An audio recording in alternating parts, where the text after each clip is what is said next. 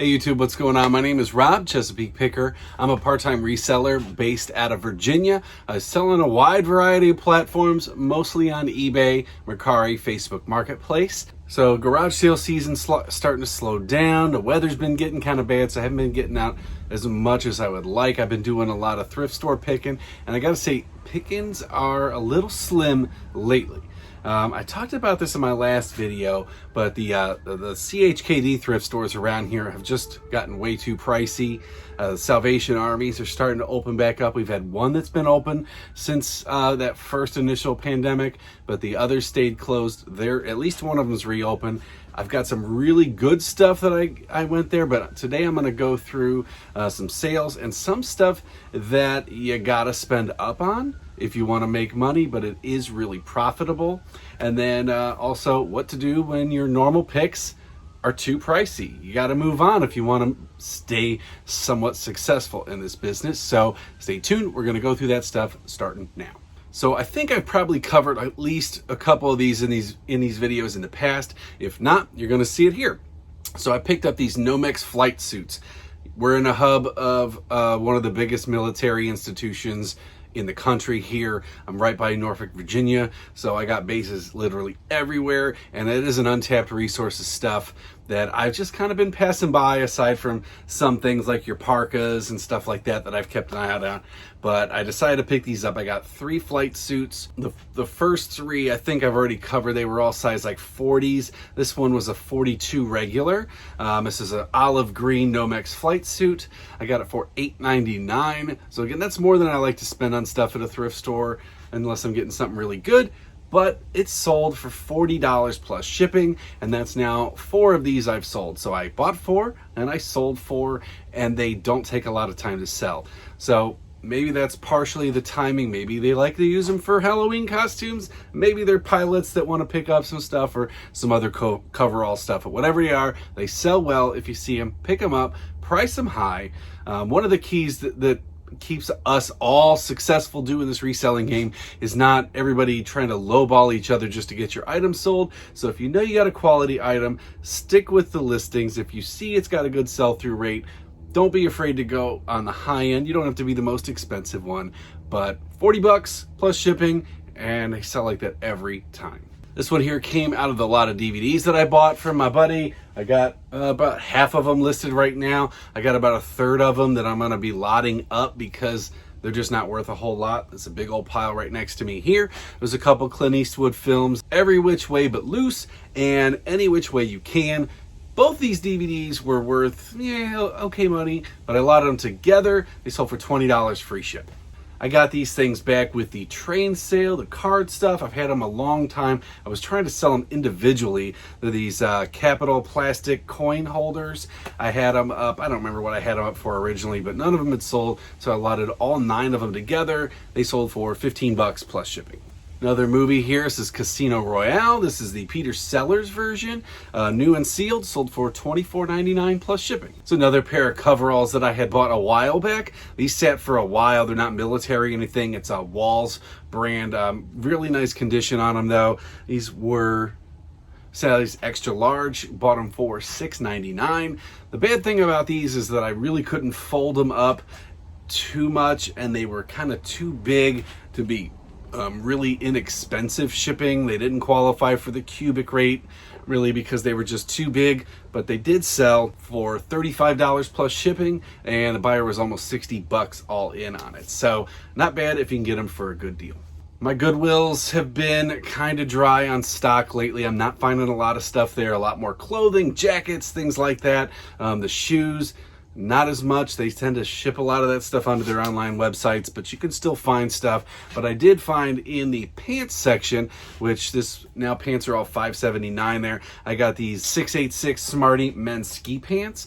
So $5.99 or $5.79 into them. They sold for $49.99 plus shipping, and they sold in like a week. So good brand, good profits. I got these Rue Fanciful hair color rinses. They were $1.98 at the thrift store. I've had them for a while, but they did finally sell. They actually went out global shipping program for $25.99 plus shipping. Here's a nice one I got at the gamer sale. So if you guys are new to this channel, I picked up like 30 some game consoles back towards the beginning of the summer. I've sold through just about everything that I had there, but I got a lot of scraps, a lot of little things and stuff like that. But I did get this Sony Camcorder there.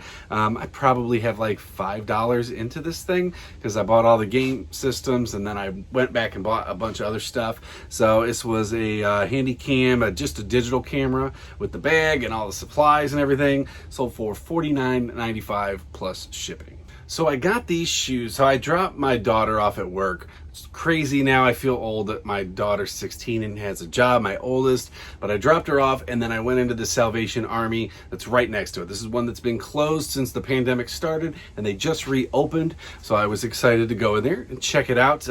They tend to be higher end price. There's not a lot of great deals in there to be had unless you want to spend up. So I spent about 170 bucks out of that night. Some of that stuff you'll see here, some of that stuff you might see in videos to come.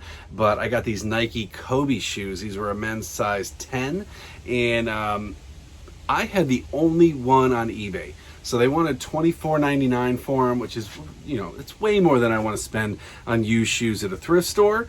And you know, it is what it is. But every sold comp was over 200 bucks, every single one. I should have priced them higher though, because I put them up for $250 plus shipping, and they sold within 2 hours. So nice thing, if you didn't know about sneakers on eBay, if they sell for over 100 bucks, you pay no fees. So I walked away with 250 bucks, $25 in, and awesome profit on that one. So keep an eye out for that, and don't be afraid if they price them up just to sit there and look up those codes.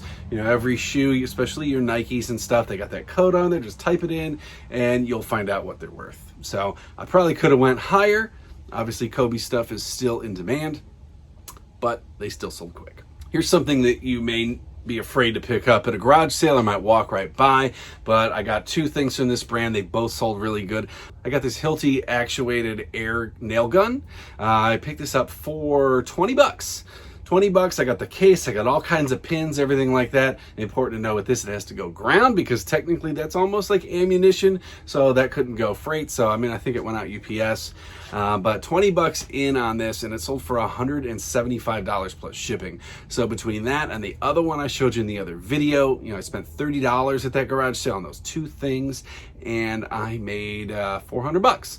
So awesome stuff, good brand to look out for on that. And neither of these things were new. They were all kind of beat up and everything, but functional, that's the important piece. So that's a good brand to watch out for. Old massagers, like the wand massagers, always great to look out for. Every time I see them, I make sure I look them up and see. So I picked this one up for $1 at a garage sale. This is a Panasonic one.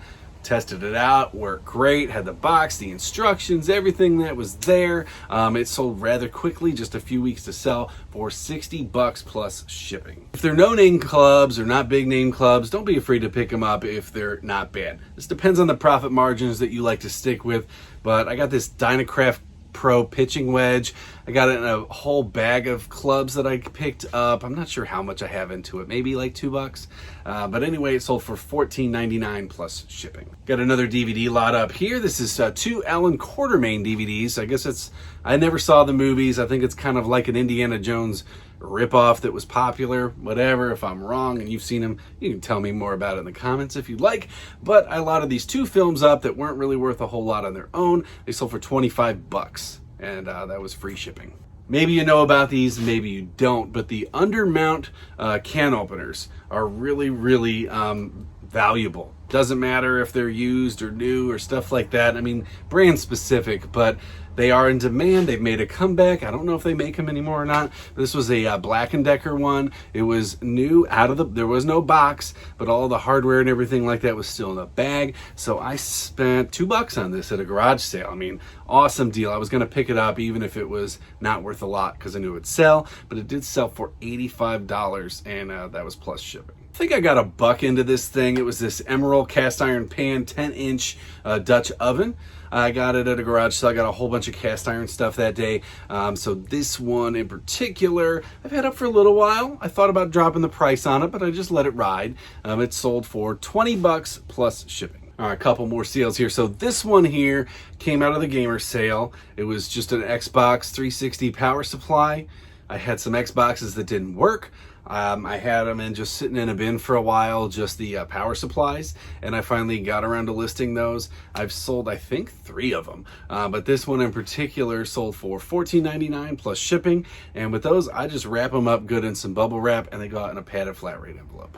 Over a year ago, probably it was right when the pandemic kind of started, my one buddy wanted to get rid of a bunch of video game stuff. If you've been watching the video, you've seen me sell a lot of this stuff out. This one he gave me a Panasonic Blu-ray player, but he didn't have a power cord for it. So I just kind of had it sitting in my death pile. I thought about donating it, thought about throwing it out. But then with all this gamer sale stuff going through it, I had a cord for it. So awesome there, because I got tons and tons of cords and things. So I plugged it up, tested it out, worked good, listed it, and it sold the next day for $24.99 plus shipping. And then the last thing I got going out here is this Gore-Tex Parka. This is the blueberry, like the Navy style. This is a medium short. I spent $9 on this at Goodwill, but I know that these are always a win. Did not have it long, sold for $50 plus shipping. All right, guys, thanks for checking out the channel. It's always appreciated. Go ahead and smash that like button and subscribe if you haven't already done so. You're going to drop me any questions, comments down below. I'll get to them soon, and I'll see you guys in the next one.